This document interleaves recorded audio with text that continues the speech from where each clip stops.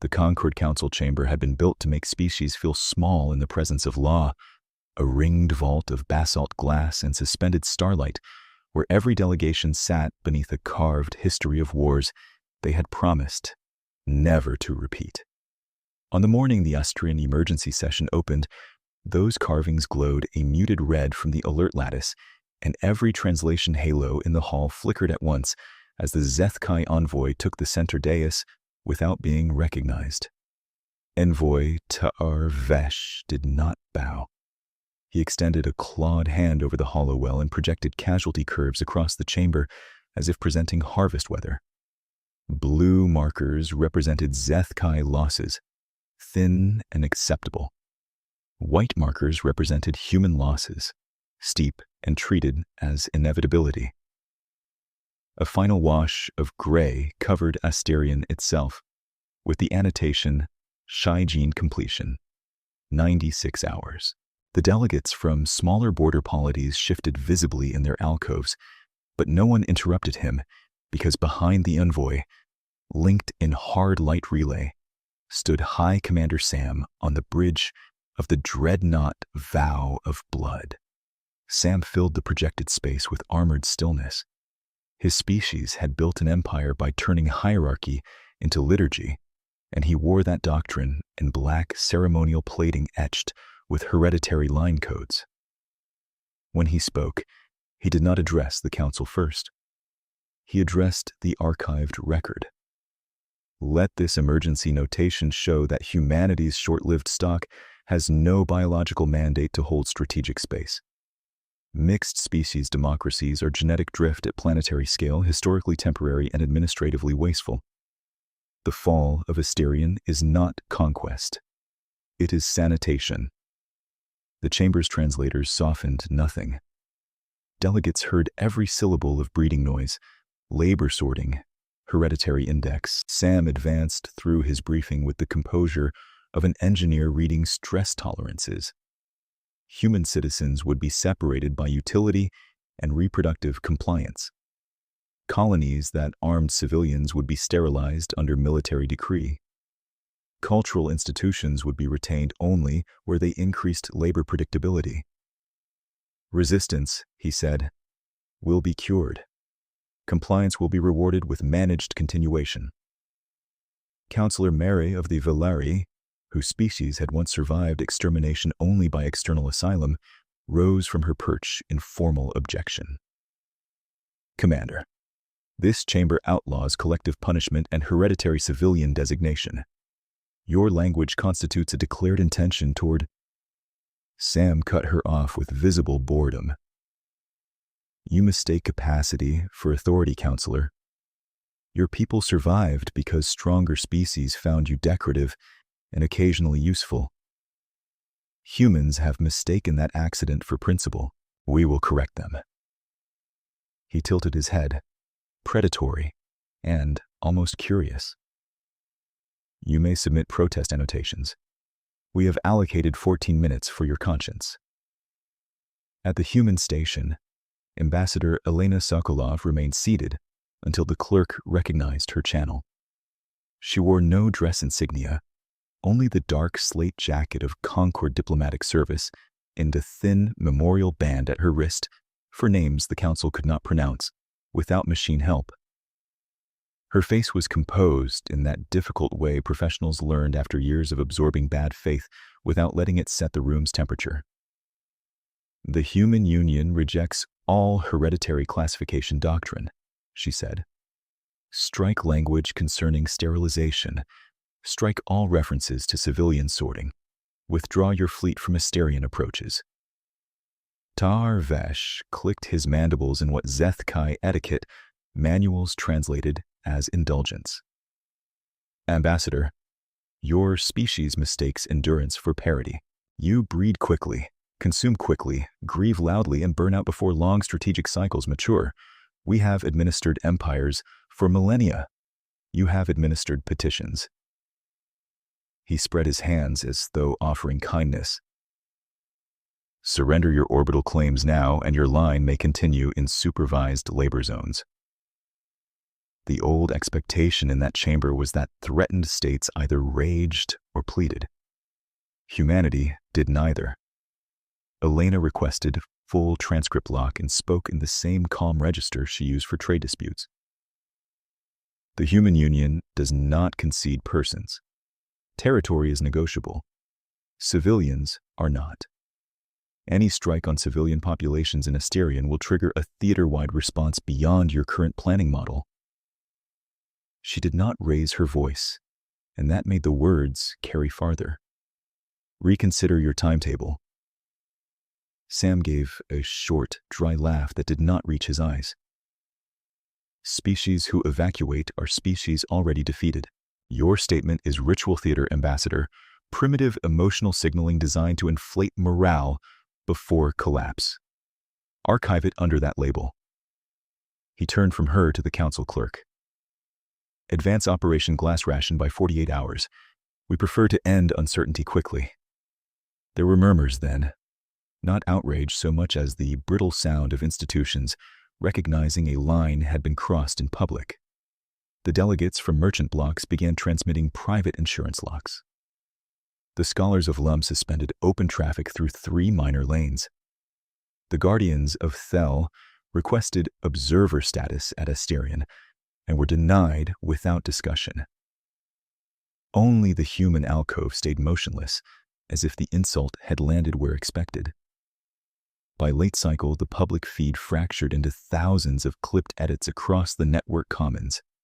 Sam naming humans' breeding noise, the sterilization line, the envoy's casualty weather chart. What did not circulate as widely was the council's side-channel telemetry. Intelligence analysts from neutral states noticed that during the entire exchange, human military channels had not surged in panic. There were no emergency liquidation orders, no visible attempts to push dignitaries onto escape craft, no broadcast appeals to sympathy. The network traffic was dense, yes, but patterned, redundant, and uncannily ordinary, like freight logistics during storm season. Admiral Marcus Hayes watched the session replay from Fleet House in orbit above Luna, with the lights down and 3 tactical windows open beside the diplomatic feed. He was 53, broad-shouldered, with graying hair cut to regulation and the expression of a man who had seen too many wars begin as paperwork. Around him, officers moved in quiet arcs between stations, tagging shipping guild routes, education transports, municipal shelter capacities, and unregistered dock permits. None of it looked like military glory. It looked like accounting with consequences. Elena held the line, said Director Anna Becker from Strategic Continuity, pausing at his shoulder with a tablet full of migration graphs. Sam advanced his clock by 2 days. We can absorb that if Corridor 6 stays clean. Hayes nodded once. Corridor 6 never stays clean. Then we open 8 and 9 through the old ore lanes. They marked those as economically trivial years ago. Anna's mouth tightened into something almost like humor. That assessment aged poorly. In another room below Fleet House, Captain Daniel Brooks stood before a wall map of the Asterion system and briefed a mixed team of naval planners, civilian guild coordinators, and 2 school district superintendents who had spent the past decade turning evacuation drills into ordinary civic routine. Brooks was younger than Hayes, harder around the eyes, and known for a calm that irritated people looking for theatrics. If we lose the Orion ring, we lose it, he said. If Kestrel Dock burns, it burns. We do not contest symbols at the expense of passengers. Priority stack remains unchanged. Hospitals, schools, dense housing corridors, then data custodians, then heavy labor crews, then equipment we can reconstitute. A dockmaster from Ceres Belt Freight raised a grease-dark hand. And if the lanes are interdicted by line cruisers? Brooks zoomed the map to show mineral tug routes, debris reclamation paths, and obsolete customs gates. Then, you use the routes your grandparents used before Concord tariffs standardized traffic. Their doctrine targets what looks valuable. Our doctrine protects what is alive. He looked around the room until each person met his gaze. You have authority to improvise within that principle. Do not wait for beautiful orders. On Earth, Elena left the council chamber and entered a secure compod for a closed call with Hayes, Anna, and Colonial Governor Sophia Lindqvist on Asterion Prime. The governor appeared against the backdrop of a dim operations center where volunteers in school jackets sorted biometric bracelets by district and language cluster. Lindqvist did not waste time on ceremony. Public mood is controlled, she said. No mass panic. We started to phase Amber 3 days ago after their outer patrols shifted posture. We can empty 7 metro arcs before first contact if the guilds hold. They will hold, Elena said. Sophia lifted a hand in acknowledgement, then added, We have families refusing priority transport because they think leaving means surrender. Hayes leaned forward, voice even. Tell them this is not surrender. This is force preservation at species scale. They are not abandoning Asterion. They are denying Sam his mathematics. For a moment, no one spoke. The crux of it sat between them, non-trivial and plain. The Zethkai were built to break command structures and occupy capitals, while humanity had spent 40 years quietly decomposing civilization into resilient networks that could move, hide, rebuild, and fight without a single ceremonial center. It was not glamorous, and it would not prevent loss. It might preserve people. Elena broke the silence first. I will file the final warning in full record at dawn session. After that, we act as if every civilian signal is under threat. Anna nodded. Autonomous foundry packages are staged under civilian maintenance manifests. If Kestrel falls, they wake on distributed authority. Sophia exhaled through her nose, tired but steady. Teachers are loading the first cohorts now. Children think it is an early field term. Hayes glanced once at the frozen image of Sam on the side screen, then shut the panel. Let him take what he knows how to count, he said. We will keep what matters. By the time the second council bell rang over Concord, freighters that had spent decades carrying grain, machine parts, and festival goods were already lifting from Asterion's nightside in disciplined lines with transponders set to mundane commercial codes. In official records, nothing had changed yet. In human space, the work had begun. The first Zethkai strike did not come as a fleet formation on public sensors. It came as a customs advisory. At 412, Concord Standard, every registered carrier leaving Asterion received a priority authentication challenge from a legal authority that no longer existed, signed with archived Concord keys that had been revoked 12 years earlier. For 17 minutes, civilian traffic control hesitated between treaty protocol and emergency override. That hesitation was all Zethkai interdiction squadrons needed. 3 outer lane checkpoints went dark, and 27 freighters disappeared from civilian telemetry into forced tow corridors marked for biosecurity screening. On Asterion Prime, Governor Sophia Lindqvist listened to the report in a municipal school gym that had become an evacuation marshalling hall. Children sat in neat rows with travel packs and Orange District tags, waiting for teachers to call transport groups by constellation names. No one screamed. No one ran.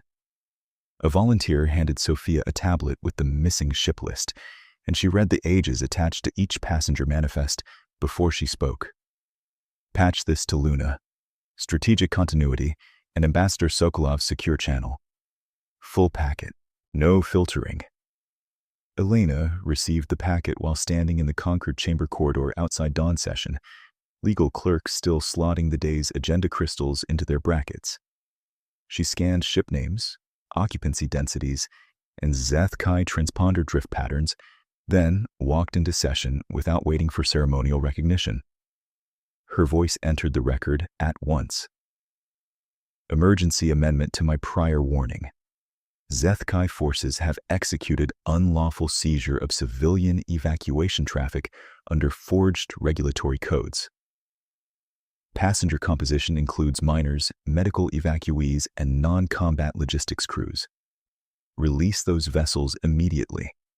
If you classify civilian transport as military spoil, you are declaring unrestricted war against protected populations under every charter article this chamber claims to enforce. Envoy Ta'ar Vesh clicked once, amused enough to be impolite. Ambassador, your species has a habit of placing labor assets inside civilian wrappers. We are merely correcting your accounting methods. Elena did not look at him. She looked at the clerk and then at Sam's live projection as it lit above the envoy's dais. High Commander, acknowledge receipt of direct warning. Return those ships. Sam's armored silhouette leaned toward the projection field as if examining an insect under glass. You continue to confuse motion with leverage. A transport hull carrying breeding stock and technical labor is not civilian in strategic terms. It is replenishment material. We are intercepting replenishment material. If you wish your people treated as protected classes, stop converting your classrooms and shipping guilds into distributed command instruments. Submit census authority to us, and screening can become orderly.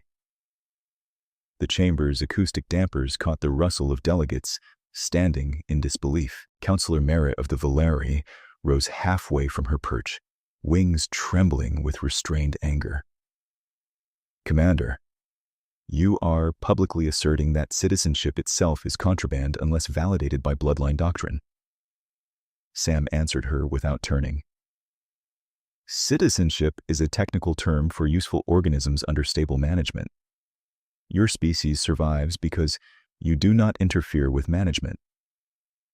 Elena requested full silence lock, and the chamber obeyed. Her statement ran for 91 seconds, recorded in every council archive with zero redaction. For 140 years, we have been patient, procedural, and courteous in this institution. We have accepted arbitration delays, tolerated selective enforcement, and translated our dead into legal language so species like yours could pretend process was restraint. This is your final notice. Humanity will concede territory before it concedes people. Release seized civilians now, stand down all sterilization doctrine, and withdraw from Asterian approaches. If you proceed, we will answer across the entire theater on timelines you did not model, with methods you will describe as disproportionate because you assumed our restraint was weakness. You are choosing what follows. Sam smiled, thin and predatory. Archive the ambassador's declaration under ritual theater, amended subcategory, maternal panic. Operation Glass Ration proceeds. Sterilization clauses remain active for armed colonies. He shifted his attention to the clerk. Record this for legal completeness. Species that evacuate have already admitted inferiority. Species that decentralize are admitting fear. Species that threaten in council are asking to lose in public. He cut the transmission himself. The chamber did not erupt. It constricted. Delegates who had mocked humanity as procedural now watched human representatives move with a discipline that felt colder than outrage. Elena closed her tablet, turned to her staff, and spoke in a level tone that left no room for interpretation. Transmit Article 9 withdrawal from ongoing mediation. Open civilian protection compact channels with any signatory willing to enforce corridor neutrality. Notify Fleet House that diplomatic phase is concluded. 6 hours later, on Luna, Admiral Marcus Hayes stood with Anna Becker and Captain Daniel Brooks over a layered tactical map where civilian lanes glowed brighter than military vectors. The losses from the forged customs seizure scrolled at the edge of the display, names and tonnage and life support margins reduced to columns because that was how planning survived grief. Hayes listened to Elena's session audio once, then muted it before Sam's final line. "Decision point," Anna said, though all three of them already knew the decision had been made. "If we hold the Orion ring at full strength, we buy maybe 9 hours and lose corridor flexibility. If we thin the ring, we can keep evacuation flow above minimum survivable throughput, but concede fixed defenses early." Brooks zoomed toward Asterian's ecliptic with freight lanes overlaid on defense arcs. "Third Fleet can make a public stand at the ring. The Zethkai will overcommit to visible targets. While they do, Guild flotillas run low signature through ore lanes and waste purge channels." Hayes folded his hands behind his back. "We are not fighting for steel. We are fighting for density of breathing civilians." He looked from one officer to the next. "Authorize Phase Black Civics, Evacuation Authority delegates to district cells and dock guild captains. Military command supports movement first. Prestige never." No one cheered. Anna pushed the order through 15 secure nets, and Brooks began issuing withdrawal geometries that looked to outside observers like confusion. At 1303 Asterian Local, High Commander Sam entered the central combat gallery of the Vow of Blood and watched the opening campaign unfold exactly as Doctrine promised. The Orion Defense Ring lit space with disciplined human returned fire for 11 minutes, then fractured under synchronized Zethkai lance volleys that punched through node stations one by one. Orbital habitats around Ring Segment 4 vented atmosphere in glittering arcs. Human corvettes charged into kill envelopes they could not survive, buying time for convoy bundles to slip sunward beneath thermal clutter. Sam approved each tactical phase with minimal commentary. "Advance line, ignore debris, target command relays, then dry docks, harvest escape traffic after dock collapse." Around him, cast officers murmured confirmations, scales polished, confidence absolute. Their simulations had predicted a brittle democratic command chain, a panic inflection, then surrender packets. At Kestrel Dock, there was no surrender packet. There was fire, collapsing gantries, and thousands of autonomous tugs breaking moorings in pre-planned cascades, while human dock workers in pressure suits welded emergency hull patches onto departing civilian haulers under bombardment. Zethkai strike cruisers burned the shipyards to structural ruin anyway. Sam watched Kestrel's silhouette fold inward and logged it as strategic hygiene complete. 9 hours into the campaign, he received what he had been waiting for: confirmation that the human Third Fleet had committed to line combat near the capital transfer corridor. He moved to the forward pit and studied their formation with professional contempt. They were outmassed, outgunned, and trapped between his hammer wings. "At last," he said to his primus of tactical caste, "they choose a language older than petitions." The battle lasted 12 hours. Human captains fought with unnerving steadiness, rotating damaged hulls to shield evacuation columns, sacrificing carriers to keep narrow lanes open for non-combat traffic. Zethkai guns tore through them in ordered salvos. By the end of the 12th hour, Third Fleet no longer existed as a coherent force.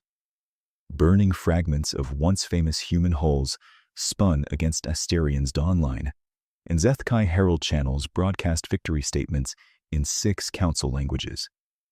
Sam permitted himself one public address to Occupation Command. "Observe and record. Capital ring disabled. Major fleet annihilated. Shipyard capacity erased. This is the natural endpoint of sentimental governance. Initiate compliance architecture. Census grids first. Reproductive controls second. Labor stratification third." Then the irregular reports began. Schools were empty when occupation teams reached them. Hospitals held skeleton triage staff and automated care pods, but no crowded wards. Data centers had been wiped with thermal certainty. cores slagged before capture. Port authority towers were abandoned, yet freight transponders kept moving through lanes that were not on current charts. Interdicted vessels carried decoy logs, false destination trees, and passengers already transferred 2 jumps earlier through subcontracted guild relays that looked like routine grain traffic until cross-referenced with biometric census gaps. Sam's irritation sharpened into scrutiny. "Where is their panic?" he asked no one in particular. His intelligence coordinator, a narrow-faced officer from registry caste, answered carefully. "Distributed populations are relocating through economically trivial corridors. We estimate large-scale civilian displacement beyond projected rates. Command signatures remain fragmented. No central flag authority identified." "Fragmented means broken." The coordinator hesitated. "Fragmented means difficult to decapitate." By the second day of occupation operations, Zethkai patrols were chasing ghosts across a system that refused to behave like conquered space. Mining belts declared inactive began transmitting encrypted burst traffic at mathematically regular intervals. Debris reclamation tugs assembled into swarms, vanished behind moon shadows, then reappeared hours later, towing sealed cargo modules whose mass profiles did not match scrap. Local comm bands carried children's educational programming on the surface, while beneath it rode packetized routing instructions for convoy handoffs measured to the second. On Luna, Hayes reviewed the same telemetry from a hardened command room, where the names of lost Third Fleet ships remained pinned to the side wall in silent rows. Brooks stood beside him with soot still on his sleeves from a shuttle transfer and a throat gone rough from 12 hours of command traffic. Anna entered with a fresh analysis set and set it on the table between them. "Zethkai declared campaign victory across council feeds," she said. "Insurance markets are already repricing border systems as if Hysterion is settled."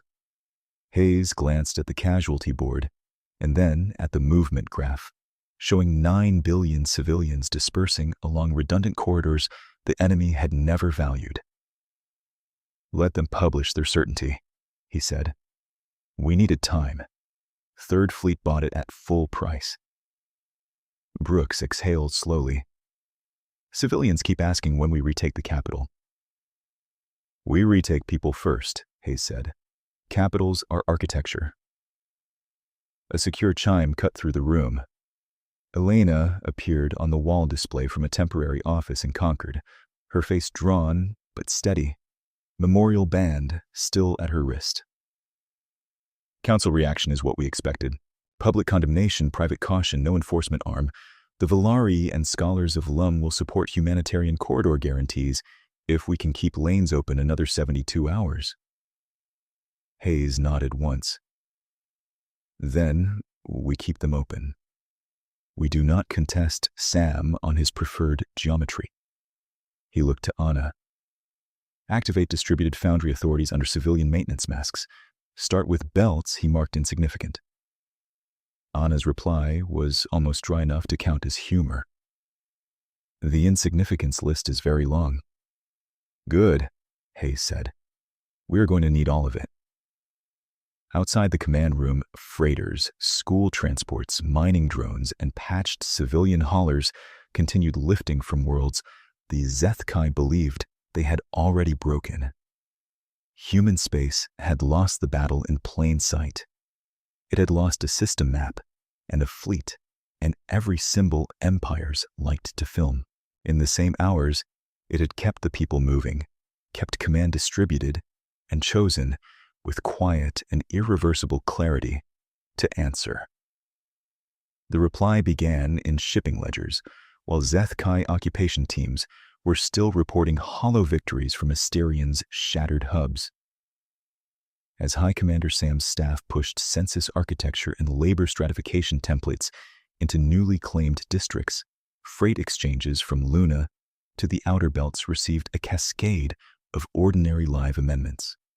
Birth swaps, fuel credit transfers, refrigeration waivers, maintenance deferments, and labor share overrides signed by guild clerks whose names never appeared in military dispatches.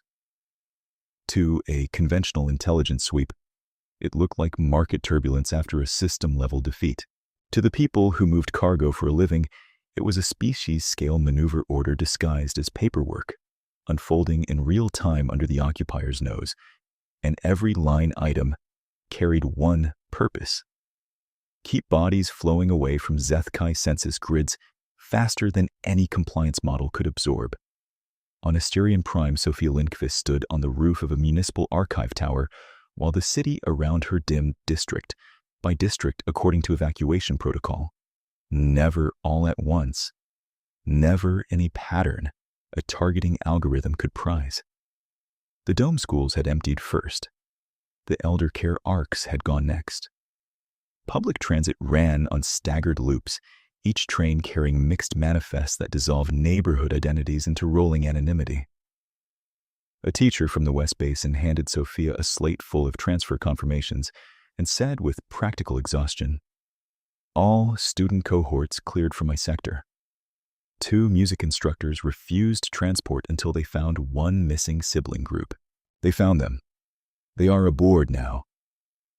Sophia nodded and sent the slate to Continuity Net. She did not offer speeches. She watched tow beacons blink across the lower sky and listened to the city's hidden rhythm continue. Water pumps, emergency kitchens, battery depots, laundries, clinics. The Zethkai had expected panic to clog roads and fracture trust. Instead, they found people giving up seats, sharing medkits, translating boarding instructions in 6 languages, and taking orders from bus coordinators with the same seriousness they once reserved for admirals. Human command had decentralized authority years ago for resilience. Under fire, that abstraction became muscle memory. By the 4th hour, after Third Fleet's destruction had saturated public feeds, the 1st Zethkai occupation battalions pushed into Asterion Prime's central transit canyons and discovered their tactical maps were obsolete. Platforms they classified as critical had been stripped and abandoned. Platforms they had tagged auxiliary were active with autonomous loaders moving sealed containers to unknown destinations through service tunnels below military resolution. Sergeant-level commanders requested drone sweeps. Drone sweeps returned contradictory pictures: cold stations above, heat signatures below, freight movement on lines supposedly decommissioned by conquered tariff law decades earlier. No single image looked threatening. The aggregate pattern did. On the Vow of Blood, High Commander Sam watched the occupancy board update in bands of color that should have settled into compliance zones, and instead kept bleeding outward. "Quantify displacement," he ordered. The registry coordinator swallowed once before speaking. Revised estimate: civilian migration exceeds 8.7 billion across the theater, with active movement still rising. Interdiction: success against high-value routes remains favorable, but we are observing sustained throughput in corridors categorized low-yield or economically negligible. Economically negligible, Sam repeated, contempt flattening the words. Then they are strategically irrelevant. Reclassify as noise. A tactical caste Primus overrode him with unusual caution. "Commander, with respect, those corridors are carrying population mass, technical crews, and distributed machine stock. If we do not lock them now, we inherit empty capitals and mobile resistance." Sam's gaze fixed on the officer long enough to silence the gallery. "You are advising me to dilute frontline pressure to hunt scavenger lanes." "I am advising that the scavenger lanes are the war." He did not punish the Primus. That omission unsettled everyone present more than a rebuke would have. Sam turned to the hollow well and magnified a web of old ore tracks crossing Asterion's shadowed hemisphere like hairline fractures in glass. Human transponders drifted through them, under codes for algae nutrient slurry, memorial stone shipments, and municipal filtration salts. None of those cargo classes justified military concern under imperial doctrine. Yet every hour they remained open, Zeth-Kai leverage diminished, because conquered ground without capturable people produced no compliance economy.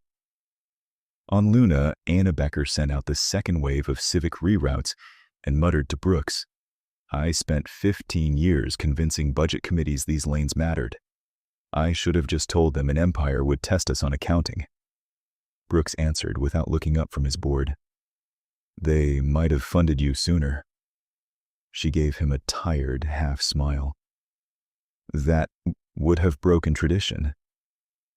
The dry exchange lasted 5 seconds and restored enough oxygen to the room for the next decisions. Brooks shifted tactical overlays and pushed a packet to Sophia. Rail batteries on 3 moons had reached passenger saturation, so school transports would pivot to agricultural habrings beyond the official evacuation perimeter. Medical convoys would use salvage escorts with spoofed hull.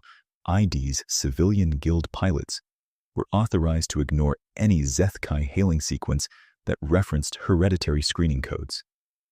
In the same packet, a single line from Hayes appeared in command black text. "Do not defend symbols. Defend movement." The first surprise landed on the council, not through human announcements, but through neutral insurance data. The merchants of Pax, who treated risk as a sacred science, published a private actuarial bulletin that leaked within minutes. Despite catastrophic military loss, human population survivability in the Asterian theater remained above modeled collapse thresholds by a margin large enough to challenge the baseline assumptions of imperial occupation doctrine. Delegates who had already written condolence drafts opened new channels instead. Councillor Merritt requested emergency corridor guarantees again, this time with Lum Scholars and Thel Guardians as co-signatories.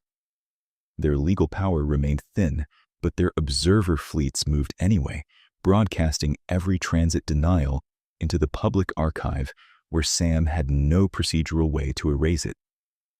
In the occupied capital ring, Zeth-Kai enforcement teams finally seized what looked like a command center, a municipal freight authority bunker with hardened servers, encrypted manifests, and a full wall of route projections. They celebrated too early. The servers held only rolling 20-minute windows, scrubbed and replaced by mechanical timers. The encrypted manifests resolved into rotating one-time pads generated by classroom tablets and hospital monitors scattered across 4 systems. The route wall was accurate for exactly 14 minutes, then dissolved as convoy captains exercised delegated discretion. The bunker's final automated message, translated after 2 hours of forensic work, read, "If you found this, traffic has already moved." By late cycle, Sam's confidence had become sharpened irritation, and irritation became a strategic concession he would never have named aloud. He detached 6 pursuit groups from occupation consolidation and ordered full-spectrum interdiction of low-yield corridors. That decision looked minor to outside observers. Inside his staff, it registered as doctrinal rupture. Zeth-Kai line warfare rested on visible dominance, decisive strikes, and centralized fear. Chasing merchant lanes conceded initiative to an enemy without a capital flag, and that inversion spread unease faster than losses. The unease found a face in sub-archivist Karatel, a registry cast analyst stationed 3 decks below the combat gallery. Kara had built career status by proving that social complexity collapsed under pressure into predictable hierarchy. Human democracies, in her dissertations, were mathematically noisy systems that failed once command nodes were removed. She now sat before a wall of live telemetry disproving her life's framework in relentless increments. Every time Zeth-Kai interdiction shut one corridor, 3 alternatives lit elsewhere under civilian authority chains that did not pass through military headquarters. Every seized convoy carried decoy records layered over partial truths, forcing her teams to spend precious hours validating passenger identities while real traffic dispersed beyond reach. Kira requested audience and, after 2 denials, received 3 minutes before Sam in a side chamber lined with victory reliefs from older wars.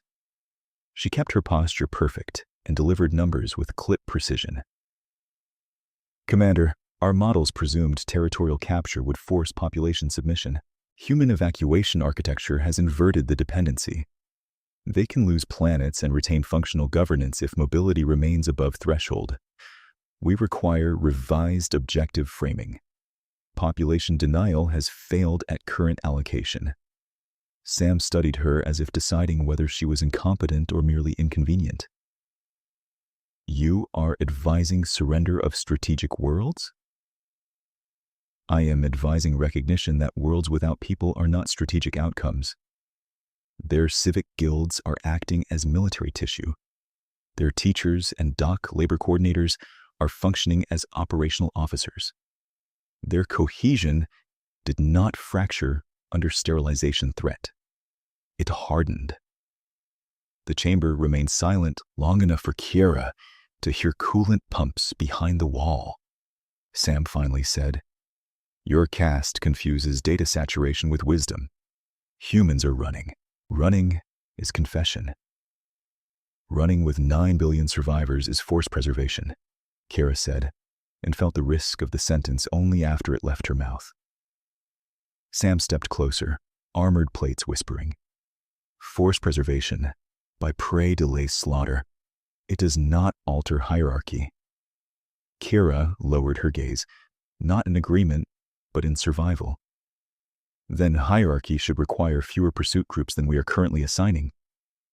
For one suspended beat, she expected dismissal to punitive labor, or worse.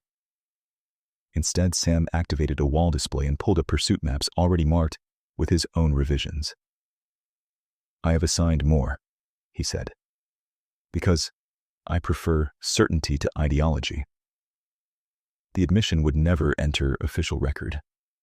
Its effect rippled anyway. Tactical officers began speaking in guarded qualifiers. Registry teams expanded classifications formerly considered beneath imperial concern. Occupation commanders requested local collaborators and received almost none. Human civilians had evacuated too broadly for coercive exemplars, and those who remained were either critical care staff protected by observer cameras or volunteers trained to provide minimal, literal compliance while revealing nothing useful. Zethkai soldiers accustomed to terror as a multiplier found themselves policing empty structures and chasing transponder ghosts through debris belts. Aboard the Vow of Blood, Tarvesh reappeared by secure relay from Concord, irritation evident even through diplomatic formality. Council sentiment is shifting from outrage theater to procedural containment. Merit has assembled a corridor compact block. They are weak, but they are persistent, and persistence creates record gravity. Sam answered with cold impatience. "Records do not win campaigns." "They do when they legitimize inspections," Tar snapped. "You promised fast compliance. Instead, we have live feeds of your patrols boarding food ships while human casualty broadcasts show organized evacuation and mutual aid. You are the losing narrative posture among fence species." Sam's jaw tightened. Narrative posture is ornament. Ornament decides who sells you fuel after month 2. The line went quiet. Neither conceded. Their conflict was not ideological purity versus pragmatism. It was competing versions of control. Sam still believed destruction could compel order if applied at scale. Tar understood that empires also fed on consent from observers too weak to resist directly, but strong enough to price isolation. Humanity, by refusing panic and prioritizing evacuation over symbolic defense, had denied both men the theater they expected. No final stand at the palace, no pleading broadcasts, no surrender spectacle. Just movement, numbers, and a widening coalition of witnesses. By the next rotation, Zethkai internal briefings stopped using the word pacification and replaced it with containment. That linguistic shift told the truth their public channels hid. They had won the opening battles and still failed to seize the population center of gravity. Their doctrines could break fleets. They were less prepared to break a civilization that treated every teacher, dispatcher, mechanic, and nurse as part of strategic command. Sam convened a closed war council with tactical registry and logistics casts in equal attendance, a composition older commanders considered a bad omen because it meant the obvious plan had not worked. He stood at the center pit and projected the full corridor mesh across the theater, including the lanes he had once called trivial. "New directive," he said. "We regroup for integrated interdiction. No caste autonomy. No prestige raids. We establish layered choke control at transit narrows, seize relay beacons intact, and force human movement into predictable vectors. I want their guild networks mapped by kinship, debt, and supply dependency within 40 hours. Break mobility, and their cohesion follows." A logistics elder risked a question. "An occupation expansion on Asterion Prime?" "Hold what we have. Strip non-essential garrisons for pursuit command. Capitals can wait." For the first time since the campaign began, no one in the chamber pretended this was routine doctrine. They were adapting under pressure from an enemy they had described as administratively immature. The adjustment carried a practical edge and a buried dread. If humans could preserve population coherence after losing a system and a fleet, then every imperial certainty built on decapitation strategy required revision, and revision inside rigid hierarchies often triggered blame cascades.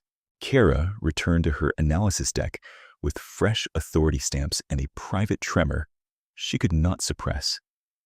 She opened a new model, stripped out assumptions about panic collapse, and fed in verified human transit behavior, redundant corridors, delegated command, civic compliance under bombardment, and voluntary sacrifice concentrated in transport professions. The output stabilized at a conclusion she would once have dismissed as statistical contamination. Human resistance capacity increased when their territorial footprint decreased, provided civilian mobility remained above critical threshold. She archived the result under restricted operational truth and forwarded it to Sam's War Council with a single annotation. They planned to lose platforms. They did not plan to lose people. Hours later, pursuit groups accelerated toward the outer narrows in tight formation, running hot, doctrine rewritten mid-campaign. On Luna, Brooks watched the same vector bloom and sent Hayes the update without embellishment. The Admiral read it once and said, "Good. They are finally chasing the right thing." Anna looked up from her console. "That sounds optimistic." Hayes's expression did not change.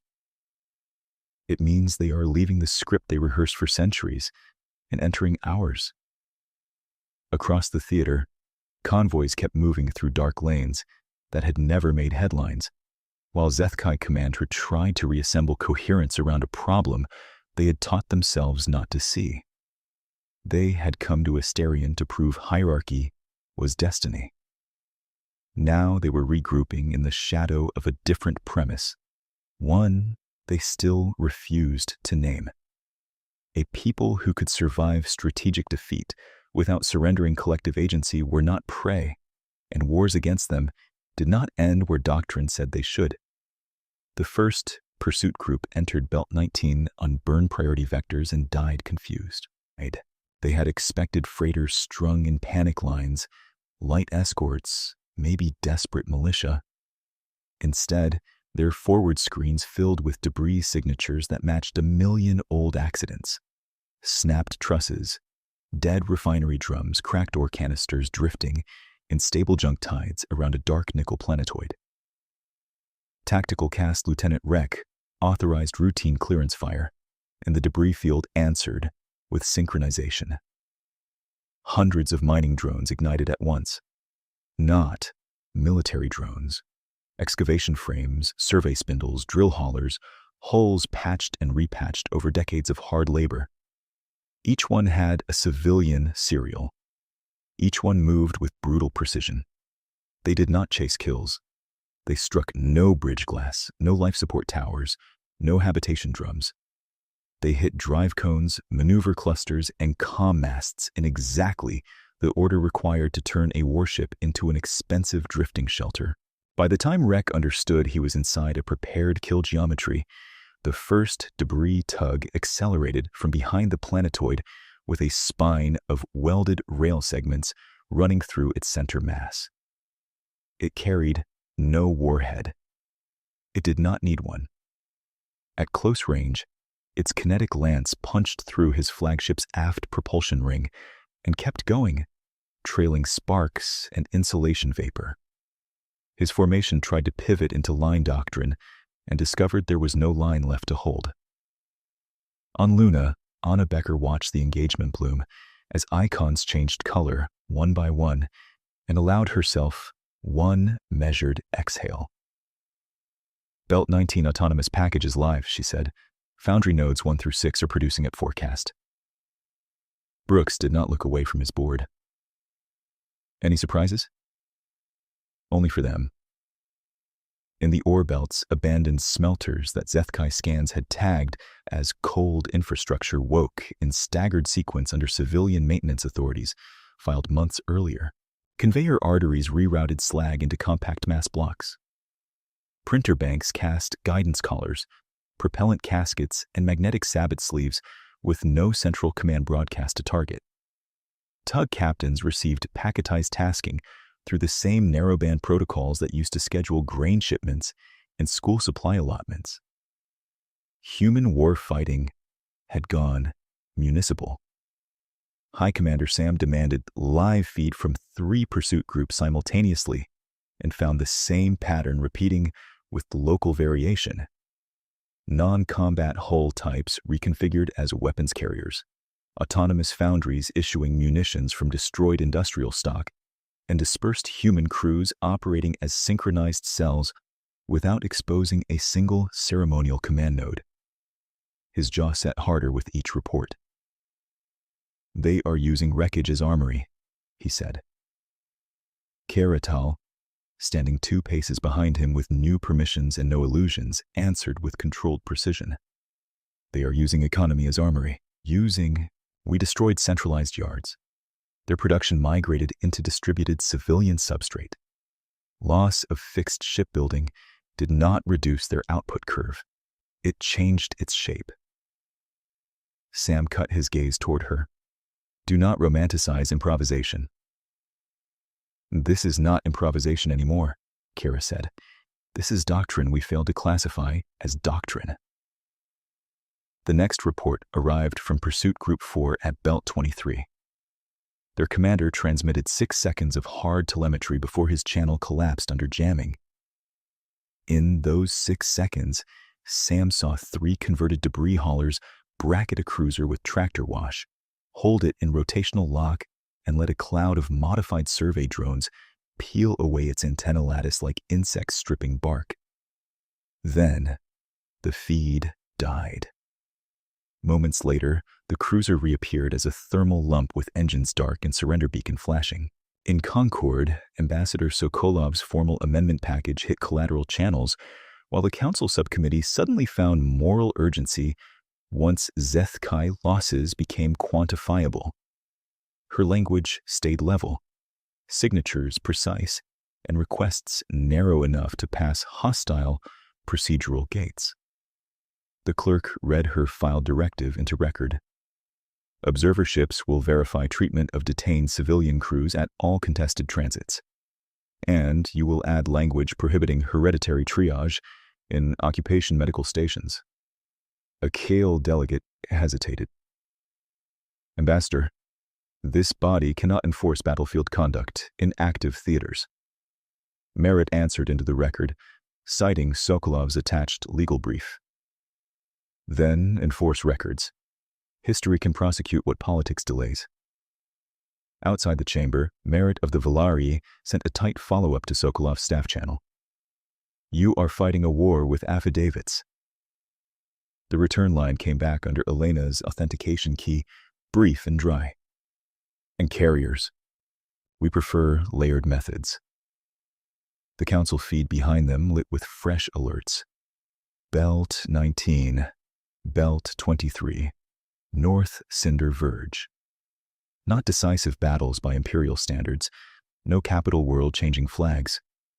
Just repeated incidents where Zeth-Kai pursuit elements entered lanes marked trivial and exited without drives, without cohesion, or not at all. 3 hours after the first belt action, Sam convened another closed command conference. This time, logistics spoke first, without waiting to be invited. "Commander, attrition in pursuit elements is now non-linear. Their autonomous production denies depletion logic. We are spending capital-grade tonnage to suppress recycled municipal assets." A tactical elder added, with visible reluctance. "And their targeting discipline is spreading fear in our crews. They disable rather than massacre, which signals confidence. Crews interpret that as strategic surplus." Sam's response came cold and clipped. "Then remove their surplus. Expand interdiction envelope and strike all industrial remnants in belts 17 through 31. If a hull can move ore, it can move munitions. Treat both as military." Kara spoke before caution could stop her. "If we classify all industry as military, we validate their claim that we target survival itself. Fence species will harden against us. Your rear cohesion is already unstable." Sam did not shout. He never did. Rear cohesion stabilizes under victory. Kara held his stare for one dangerous second and lowered her gaze. The meeting moved on. The fracture remained. In Asturion's occupied zones, Sophia Lindqvist walked through a repurposed tram depot where volunteer clerks sorted medicine crates by body mass and allergy coding, while 2 retired machinists rewired portable sterilizers to run on scavenged cells. Zeth-Kai patrol drones hovered outside under observer camera scrutiny and did not enter. Inside, a wall screen showed evacuation corridors like moving veins, each pulse another convoy handoff completed. A young dispatcher, hands shaking from fatigue, asked Sophia what everyone eventually asked when silence allowed it. "Governor, are we actually winning anything?" Sophia took the question seriously. "We are keeping families out of hereditary cages. We are keeping children with their names. We are keeping options open for the people who come after us. That is winning enough to continue." The dispatcher swallowed and nodded once, then returned to routing charts with steadier hands. On Luna, Hayes convened a narrow council. Anna, Brooks, and 2 civilian coordinators who had never worn uniforms. One was a Dock Guild representative from Ceres Belt. The other was a school systems logistics chief from Mars, who now ran half the theater's biometric reunification flow. Sokolov's latest encrypted directive sat on the side channel with Concord timing stamps. Hayes let military staff clear the room before he spoke. "We have entered the second phase," he said. "They know our belts are armed in civilian skin. They will adapt. We need to stay ahead of that adaptation." The guild representative tapped a route cluster. "They started classifying ore haulers as military assets 2 hours ago. Insurance rates across neutral lanes have doubled." Anna nodded. "Expected." The school logistics chief leaned forward. "Then, we push convoy identity deeper into social infrastructure, school tablets, clinic records, food cooperative manifests. If they want to interdict movement, they will have to interdict life itself on camera." Brooks gave a humorless breath. "Weaponized homework. I knew education budgets would matter someday." No one laughed for long, but the room tension shifted from exhaustion to focus. Anna opened Sokolov's clipped audio addendum and let it play over speakers. Concord observers will not save us. They can still shape consequences. If Zethkai overreach in public record, their supplier states become hesitant. Hesitation buys hours. Hayes looked around the table, then spoke the line that had become policy and prayer in equal measure. We lose hardware if we must. We do not lose people. Keep building from that. By local midnight, human cells in 5 belts had repeated the same operational signature with adaptive differences, and Zethkai crews had begun issuing unofficial cautions over internal channels. Do not trust dead infrastructure. Do not pursue decoys past Moonshadow. Do not close within tug range unless comm hierarchy is hardened. That last warning arrived too late for Pursuit Group 7. Group 7's flagship, the Spear of Tovin, emerged from dust shadow to investigate what looked like a disabled refugee tow cluster. Their scans confirmed heat bleed, life support loads, and hull stress consistent with overloaded civilian craft. Protocol demanded boarding and screening. As they closed, the refugee cluster split along magnetic seams and became 12 missile buses built from mining rigs wrapped in thermal blankets. At the same moment, a ring of dormant mass drivers, disguised as broken dock sections, fired in rippled sequence. The spear lost lateral thrust and spun. Human assault cutters never appeared. They did not need to. Local civilian crews and armored work pods attached capture clamps and began towing the drifting warship toward a neutral observer beacon. The boarding officer who transmitted surrender terms sounded stunned rather than afraid. We request medical transfer and language interface. We will not resist custody. The observer beacon acknowledged. The clip spread across military networks before sensors could contain it. Zethkai crews watched one of their own capital ships being dragged by what looked like scrapyard equipment and understood, in visceral terms, that dominance theater had inverted. Fear entered where contempt had lived. It entered in small ways first. Engineering teams requested extra blast foam without authorization. Junior officers scrubbed hereditary insignia from private lockers before inspections.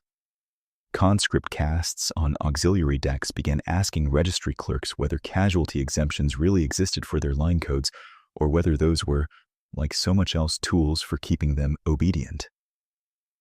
Kira saw those questions in morale summaries and archived them under emerging risk, internal credibility degradation.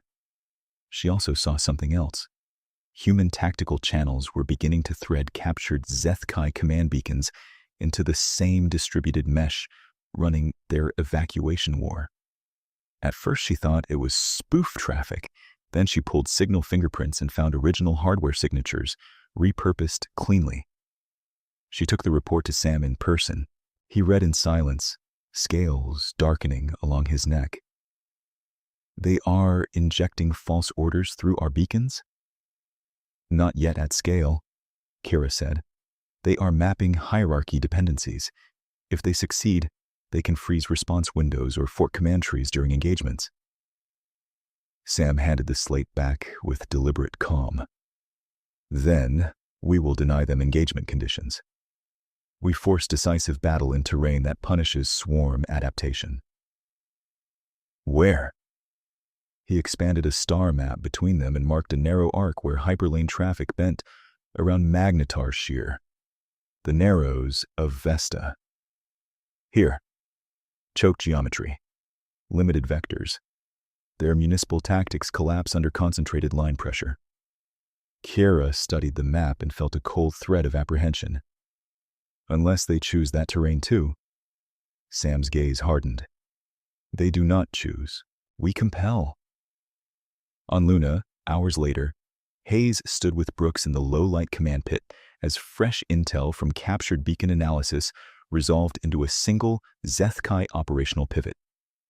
Anna projected it overhead.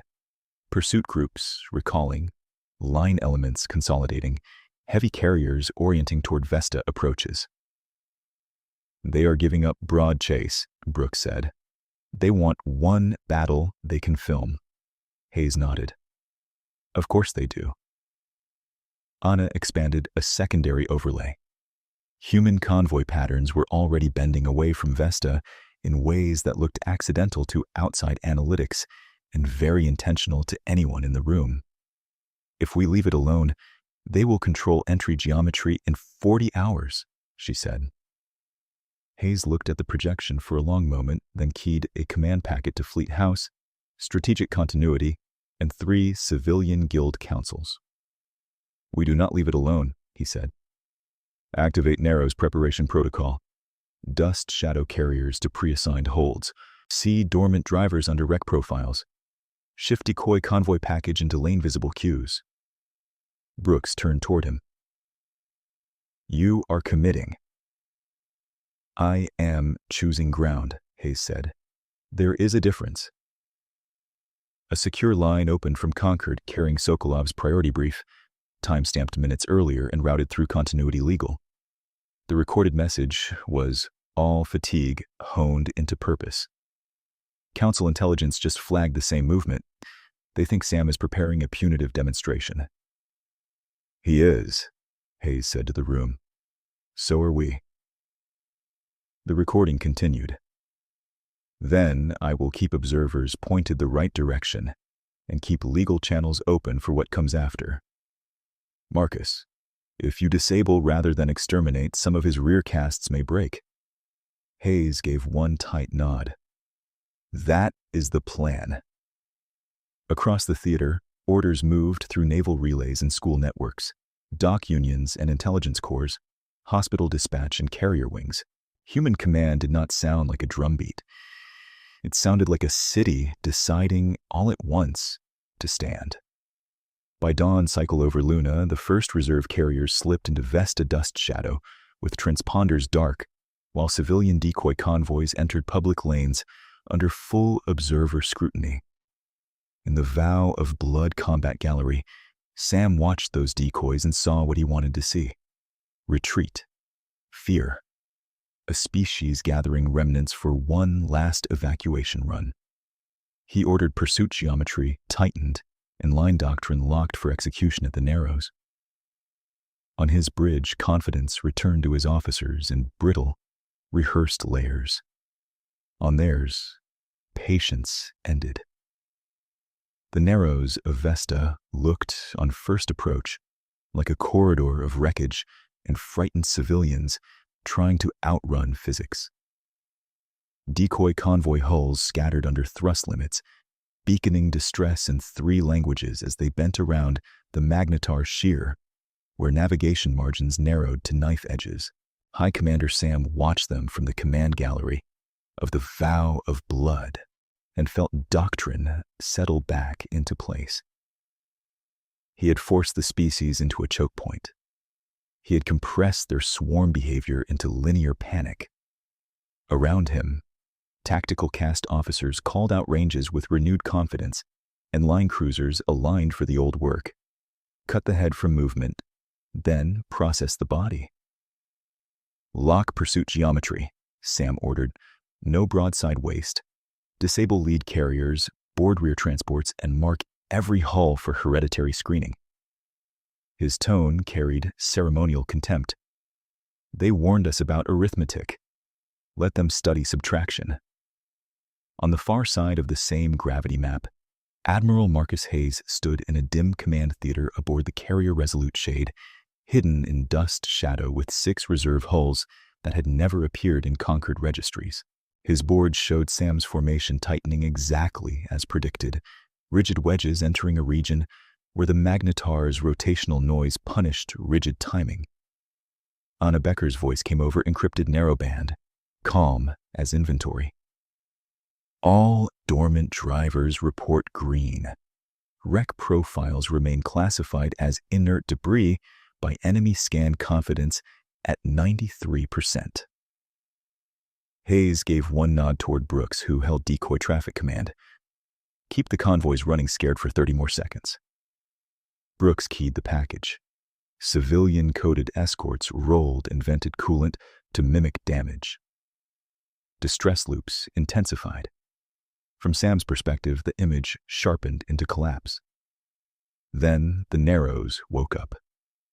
The first mass driver fired from what had been, 5 seconds earlier, a broken station spine drifting among slag. A tungsten sleeve crossed 11,000 kilometers and punched through a Zethkai battle carrier's port propulsion crown. No explosion, no spectacle, just sudden rotational failure in a ship that could no longer hold formation. 3 more drivers answered from wreckage on diverging vectors, each strike tuned for drives, antenna trunks, and command relay towers. Human fire control did not touch life support sections. The intent was mechanical certainty, not slaughter. Sam's tactical pit erupted in clipped alarms. Unregistered batteries, multiple origins, formation drift on line 2 and line 4. Correct drift, Sam snapped. Advance through. Before correction could propagate, Anna triggered the second layer. Captured Zethkai command beacons threaded into human networks over the previous week came alive with authenticated hierarchy handshakes keyed to genetic command permissions stolen from Sam's own fleet architecture. A genome-locked cascade rolled through Zethkai fire control trees like ice through pipes. It did not crash every system.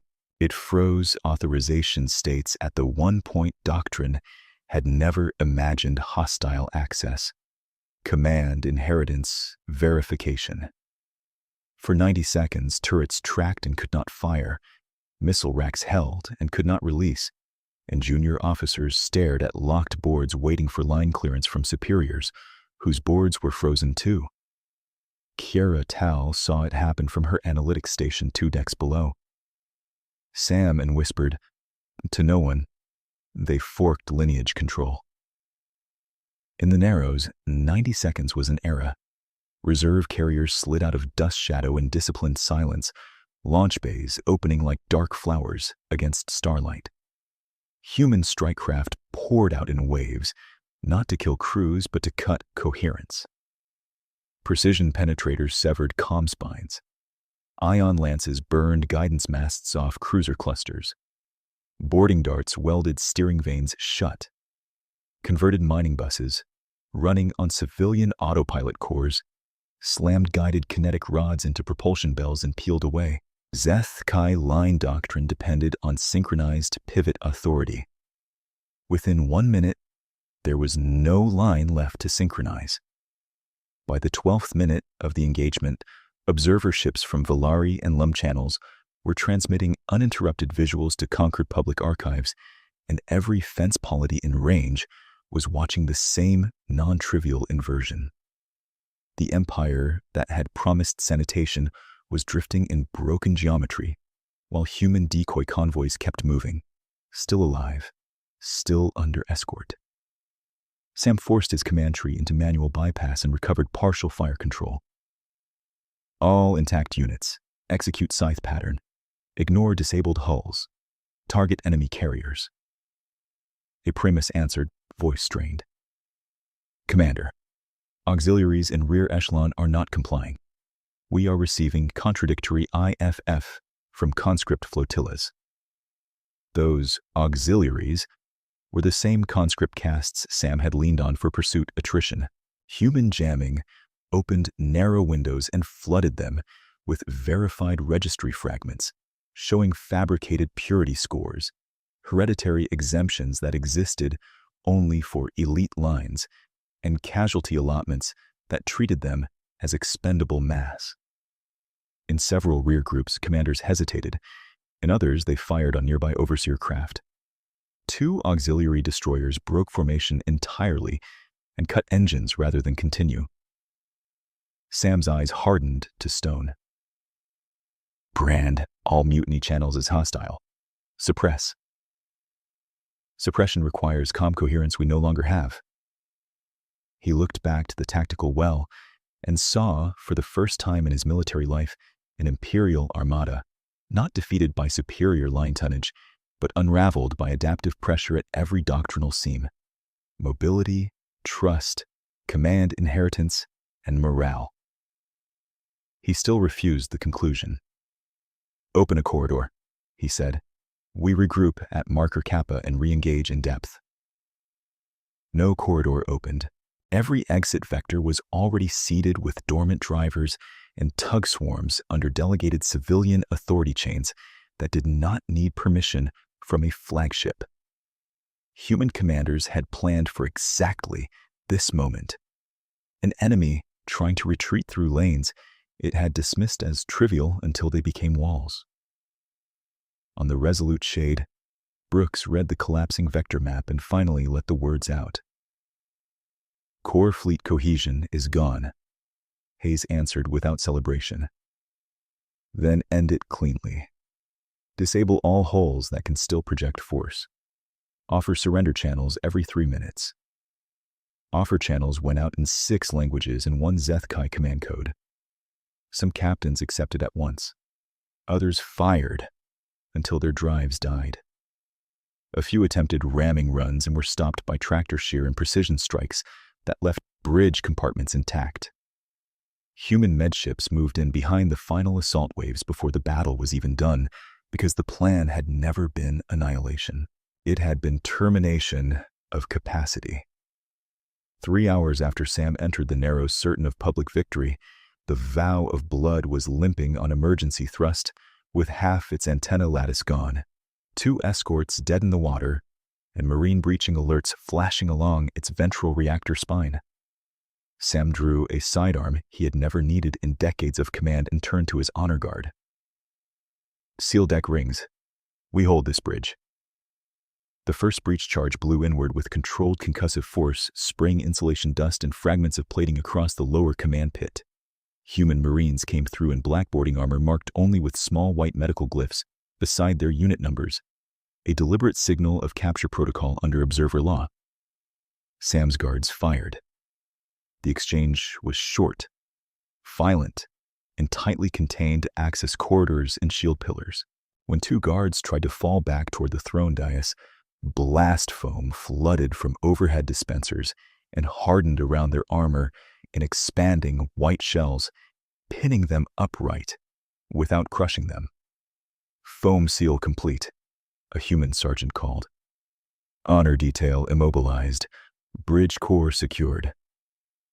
Sam fired twice toward the lead Marine, missed, and took an impact round to the shoulder that spun him against his command throne. His weapon skidded across the deck and stopped at the boot of Captain Daniel Brooks, who stepped onto the bridge with a boarding team and a portable evidence rig already recording. Brooks's voice stayed formal. Hi, Commander Sam. You are under capture authority for war crimes prosecution under Concord Emergency Convention and Allied Compact Law. Do not touch the command throne. Sam bared his teeth. I do not yield to breeding noise. You are not being asked to yield, Brooks said. You are being removed. He signaled, and 2 Marines restrained Sam with magnetic cuffs keyed to his armor joints. The Vow of Blood bridge lights shifted from combat red to custody white. 40 minutes later, with the battle still resolving in outer vectors, Sam stood in a hardened custody frame aboard the captured Vow of Blood under immediate field arraignment, linked by secure live feed to Concord Council, observer flotillas, Hague Station judicial intake, and every major military net and theater.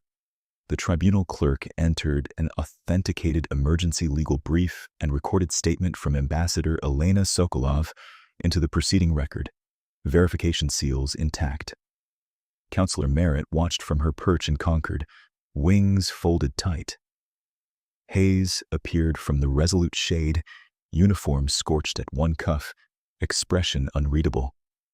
The tribunal clerk read the preliminary charges in precise sequence: genocide directives, illegal sterilization orders, hereditary enslavement protocols, unlawful seizure of civilian transports, and command responsibility for targeted civilian deprivation. Each charge was paired with authenticated orders. Sam lifted his chin toward the cameras. Empires do not kneel. You won an ambush, not history. Cut down one command line and another rises. Fear is governance. You cannot outlaw biology with paper. Hayes requested speaking recognition. The chamber granted it. For 140 years we were patient, procedural, and courteous, while empires like yours called restraint a defect.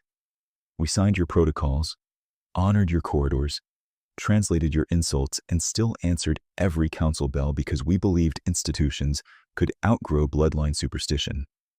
We warned you in full record. We told you territory was negotiable and people were not. You chose to test that boundary with sterilization doctrine, with child transport seizures, with a campaign built on the premise that some lives were administrative waste. You were wrong on strategy, wrong on law, and wrong on what kind of species we are. We do not need your capitals to remain a civilization. We do not need your approval to defend civilians, and we do not need vengeance to prove strength. You are alive because we chose restraint under fire. You will remain alive so the record stays intact, and every world that ever believed your hierarchy was inevitable can watch consequence take institutional form. Silence held for 2 beats. Then Sam laughed once, harsh and disbelieving. He jerked his cuffed arm toward a recessed control node in his command throne interface, thumb pressing a skin key channel embedded under his gauntlet. Then watch this consequence. Nothing detonated. Anna Becker's face appeared on a side evidence screen from Luna Operations, dry composure intact. Your biometric self-destruct path was sandboxed at breach plus 6 minutes, Commander. Trigger rerouted to forensic capture. She tapped a panel. Thank you for authenticating it. The chamber audio filled with Sam's own voice print from archived battle logs, unfiltered and undeniable, issuing sterilization activations, caste screening escalations, and labor sorting commands by hereditary index. Each clip matched the command signatures already submitted by neutral analysts. There was no procedural seam left for denial. The presiding adjudicator, a conquered jurist from the Keepers of Knoll, delivered the interim ruling in measured cadence. High Commander Sam of the Zeth Kai Line Command is remanded for transfer to permanent imprisonment at Hague Station pending full tribunal completion. Custody status. No parole. No command access. No hereditary privilege recognition. Record shall show that defendant's own authenticated orders establish prima facie responsibility on all major counts. Sam surged against restraints and failed. This chamber cannot erase empire. At clerk request, the final line of Sokolov's authenticated recorded addendum was played into open session, voice quiet enough to force everyone to listen. No, but it can end yours. Security teams moved him out under full broadcast, past transparent evidence walls displaying the command tree he had used to classify entire populations as disposable. In the narrows of Vesta, the last active Zeth Kai capital ship dropped weapons and accepted tow. Across the theater, surrender channels shifted from sporadic to continuous. The battle was over. The fleet was broken. Their commander was in chains, alive to hear the law pronounce what war had already proved.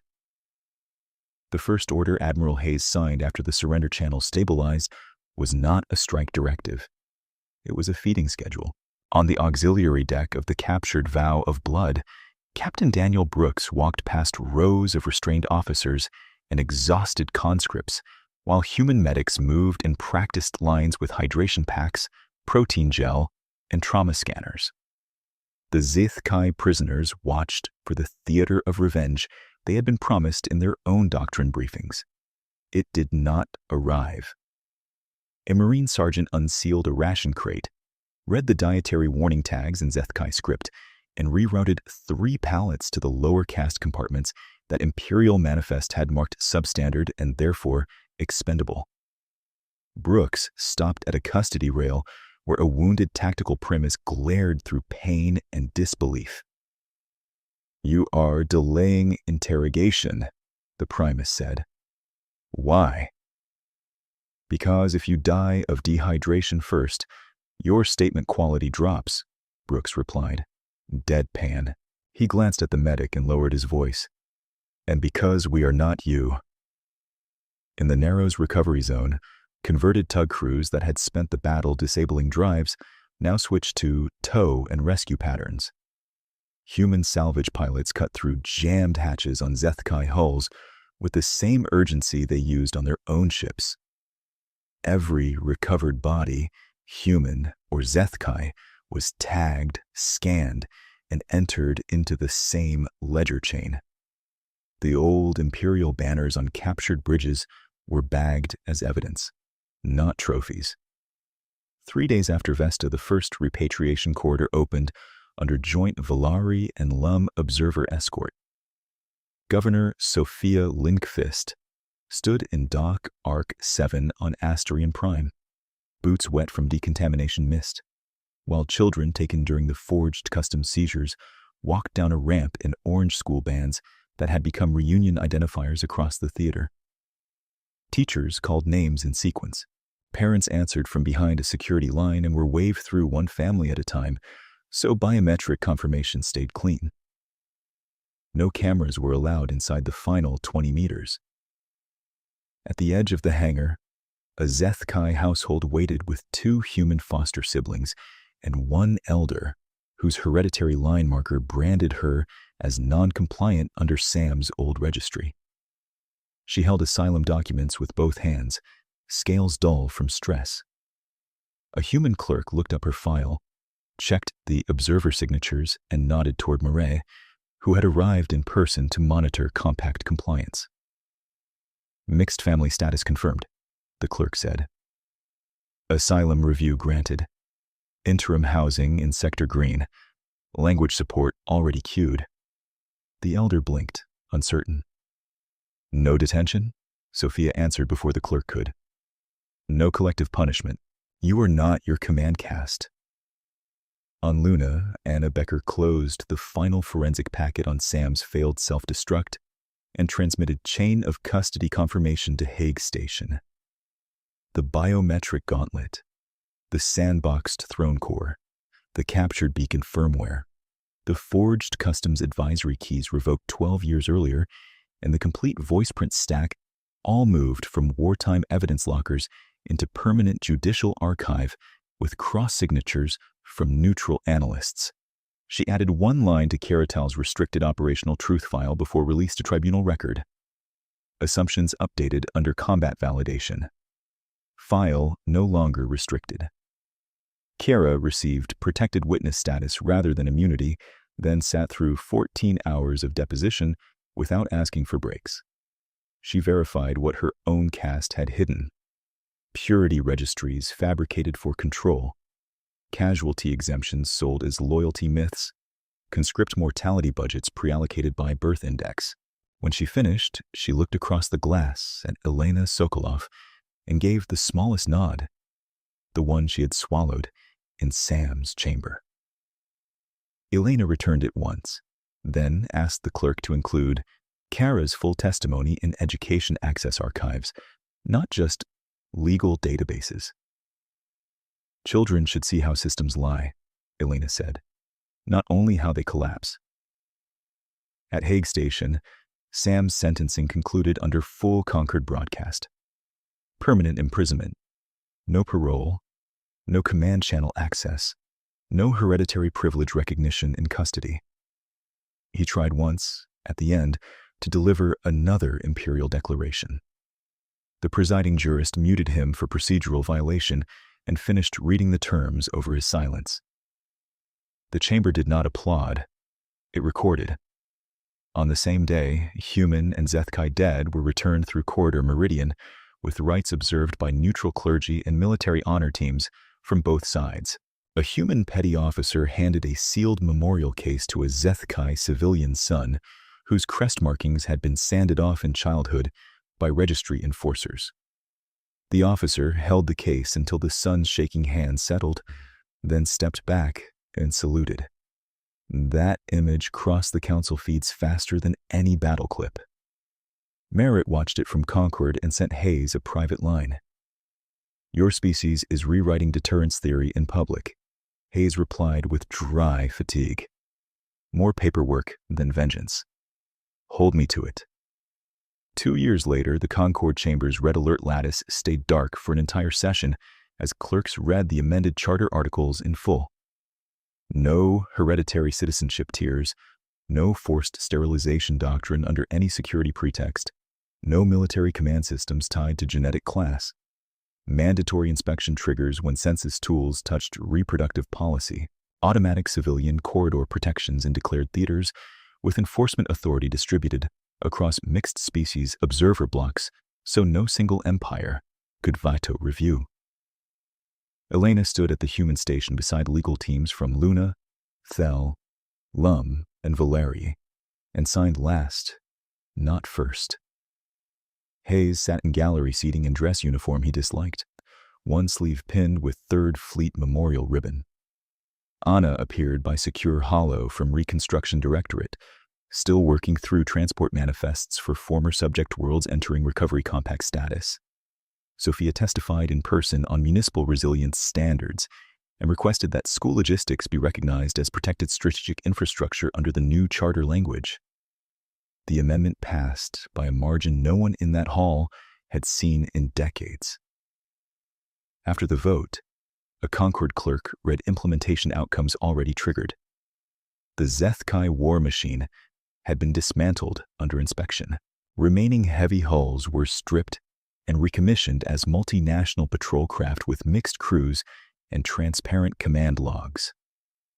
Subject worlds, once taxed into hunger, had entered reconstruction compacts backed by human freight capacity and allied audit teams.